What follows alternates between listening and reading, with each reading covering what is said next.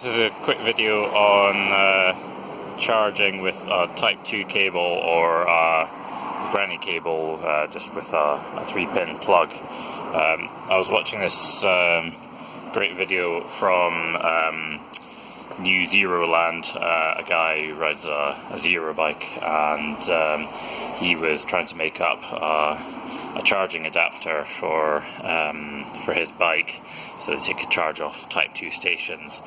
And what he had was a kind of bespoke adapter for his bike on the bike side, and a standard Type 2 cable on the other end where it would be able to plug into any Type 2 socketed port. So kind of like that.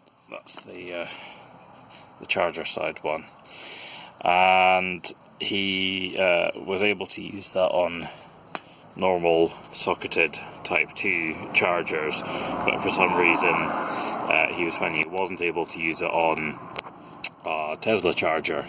This is a Tesla destination charger, and they come as standard with the tethered Type 2, kind of similar to we've got on my home station here with the Zappy. So it just has a plug like that on the end. And what he was doing is basically taking his if you imagine this is the Tesla cable coming out from the Tesla destination charger, he was taking his Type 2 cable and just plugging it in like that. Now, I'd never seen that done before, and I was thinking, oh, that's interesting, but it didn't work, and he put that down to some switching issues within the equipment that he'd developed. But actually I don't think that's what it is. So if you look at this carefully, you can see that the two are not plugging together quite as fully as they could. There's a bit of a gap there. I haven't got a socketed Type 2 charger here to show you, but normally if you plugged that into socket it would go right the way in. And I think that if you look inside, camera to focus, this port here, this is the proximity port, and that has to get connected before all the other ones as a bit of a safety feature, and I think that one is designed deliberately to avoid people doing this, so that it won't kind of reach properly into there.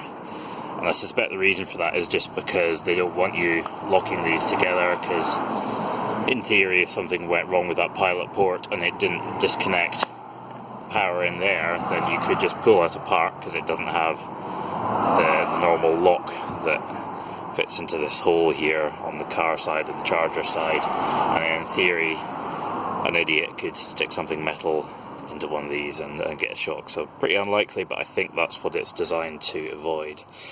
But that was my theory, but I wanted to test this because it occurred to me that actually at the moment I tend to carry an extension cable for a 3-pin cable, just in case I ever need to use the granny lead. And obviously manufacturers don't recommend that you do that for various reasons.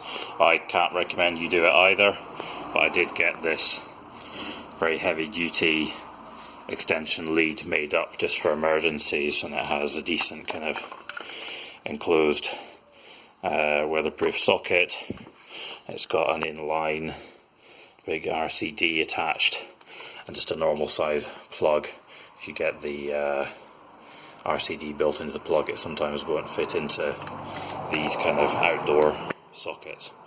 So I have had to use that on occasion, but it's just yet another cable to carry around with me. So I thought, actually, if that idea did work, I would then just be able to plug in the granny cable, and if I needed an extension to reach the car, I could then just plug in my normal Type 2 to Type 2 cable at this end. So let's see if that works. So, plugging in Type 2 to Type 2 cable at this end, it locks in. There's no charge yet. Plug these together.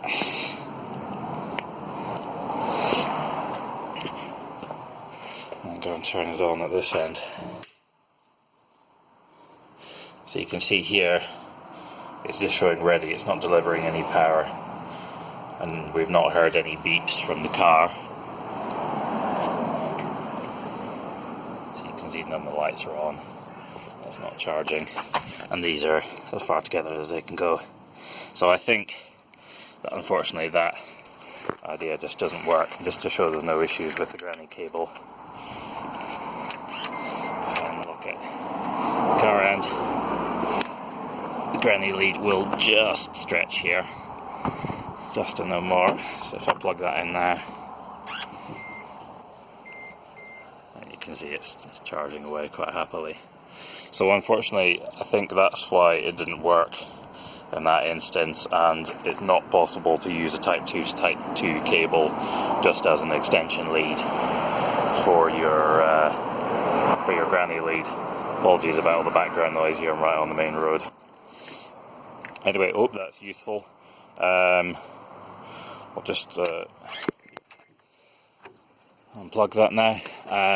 Yeah, as I say, can't recommend using an extension lead. But if you do, make sure that it's a proper one, with a decent thickness of core, rated for continuous at 13 amps. Because a lot of basic extension leads you get don't have that decent kind of rubberized cable. You can see this is proper 1.5 mil squared stuff. I find it really useful having that enclosure on the back as well. I think this is 15 meters. Yeah, I would never use a basic kind of roll-up extension lead, kind of like that, because it's just not gonna. It's not gonna be high enough rating. In fact, it's definitely not, because it's saying maximum current 4 or 6 amps. So yeah, that's not a good plan. You should also, if you ever are using an extension lead, make sure that it's all fully unwound and not left in a coil like that. Otherwise, it'll heat up a lot, and that could cause it to melt, or could cause the plug to melt into your socket. The one other type of adapter I've had made up is this kind of fly lead here. So this just has the same waterproof enclosure for your 3-pin plug, and it's got a commando socket. This is a 16 amp one, so you could use that for instance on campsites as a bit of an emergency charger if you had to. One thing to be careful of on campsites is very often the wiring there is not amazing, and it might not be able to cope with the kind of 10 amps continuous that an EVSE will draw, and you don't want to be tripping off all your neighbours on the campsite. It won't make you popular, so just be aware of that. I also use this little gadget just to plug in and check everything before using it. So it just goes in here, and you can see all the lights are on. But if there was an issue, for instance, I went to a friend's house recently, plugged it in, and it was just showing the 2 lights, so there was no earth. They had an older house, and the earth was faulty. It was just kind of flickering, so I knew that would be dangerous to plug in. So I definitely recommend doing that before using the granny charger on any place you need to plug in at all, just for safety's sake. Okay. That's probably about it. I guess I've wittered on about long enough. Hope that's useful. Oh, one other thing to just say is I keep a little padlock, basic padlock like that, in the car, and then if you ever needed to leave it using an extension lead, or one like this for instance, you could just imagine that plugged in, just padlock over the lead here, and that would stop anyone coming along and just nicking this. Anyway, hope these are useful tips and hints, and good luck with your EV.